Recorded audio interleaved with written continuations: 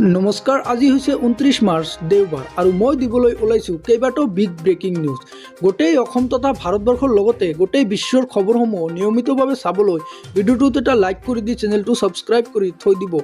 আজিৰ প্ৰথমটো খবৰেই হৈছে এটা গুৰুত্বপূৰ্ণ খবৰ। কংগ্ৰেছ প্ৰাৰ্থী নুৰুল হুদাক নিশাৰ ভাগতে পশুখেদা দিছে ৰাইজে।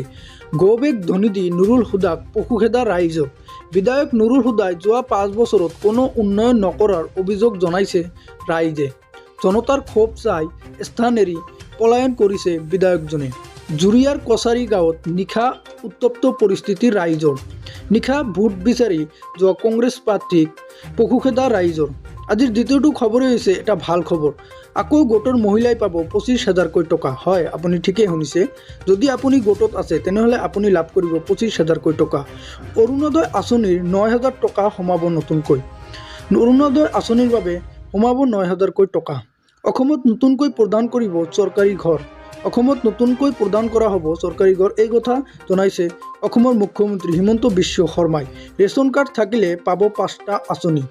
সবিশেষ মুখ্যমন্ত্ৰীয়ে লাইভযোগে ঘোষণা কৰিলে। ইয়াৰ মুখ্যমন্ত্ৰীয়ে কি কৈছে সেয়া জানি লওক। মহিলাসকলক উদ্যমিতা আঁচনি কিমান টকাকৈ দিলোঁ, কত টাকা পালে আপনারা? 10,000। 10,000তে ভোগ পলানে আৰু লাগিব? 10,000তে ভোগ পলালে নে আৰু লাগিব? পাক্কা লাগিব? তেতিয়াহ'লে মই আজি আপোনালোকক কৈ গ'লো, এইবাৰ দিছিলোঁ 10,000, অহাবাৰ আপোনালোকে পাব 25,000 টকা। কিমান পাব অহাবাৰ? কিমান পাব? ভাল লাগিব নে নালাগিব? পাক্কা লাগিবতো? কাক 25,000 লাগিব? হাত ডাঙকচোন। বাপৰে, চবকে লাগিব। 10,000টো ভাল কৰি খৰচা হৈছে নে নাই হোৱা? হৈছেতো। তো অহাবাৰ কিমান পাব? 25,000। ঠিক আছে, এইবাৰ মহিলাসকলক আমি 25,000কৈ টকা দিম। যোন মহিলাই অৰুণোদয় পোৱা নাই, অসমত আমি আৰু 15 লাখ মহিলাক আমি নতুনকৈ অৰুণোদয় দিম। ঠিক আছে, আমাৰ লামডিং সমষ্টিত যিসকলে অৰুণোদয় পোৱা নাই, লামডিং সমষ্টিৰ কাৰণে মই আৰু 10,000 অৰুণোদয় নতুনকৈ দিম, যাতে যোনে লামডিঙত অৰুণোদয় পোৱা নাই সকলোৱে যাতে অৰুণোদয় পাব পাৰে। আৰু লাহে লাহে অৰুণোদয়ৰো টকা বাঢ়ি গৈ থাকিব। আমি অৰুণোদয়ো দিম, উদ্যমিতাও দিম।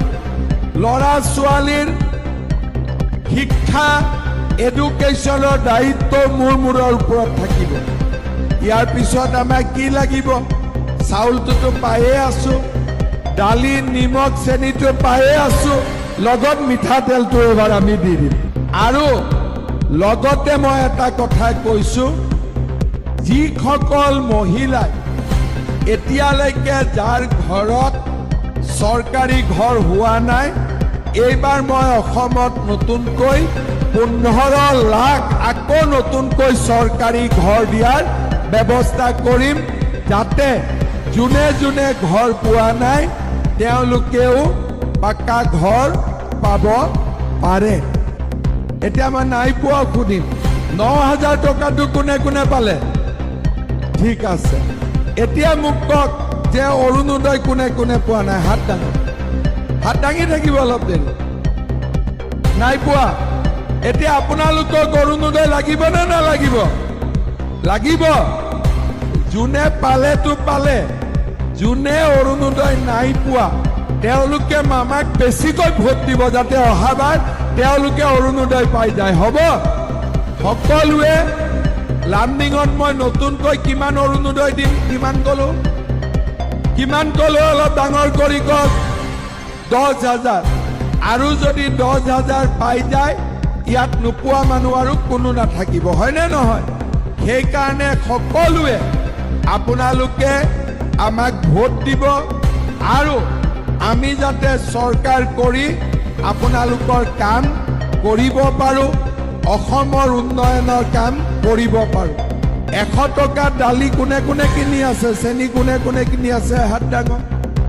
বঢ়িয়া। তেলেতো মই ভোট দিবতো ক'বই নালাগে, আপোনালোকেতো নিজেই ভোট দিব, হয়নে নহয়? ক'ব লাগিব নেকি ভোট দিব?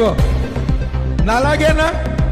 গতিকে আপোনালোকে সকলোকে ক'ব যে মামাক আমি আৰু শক্তি দিম, মোদীজীক আমি আৰু শক্তি দিম, আগলৈকে যাতে গৈ ইয়াতকৈও বেছি কাম আমাৰ কাৰণে কৰিব।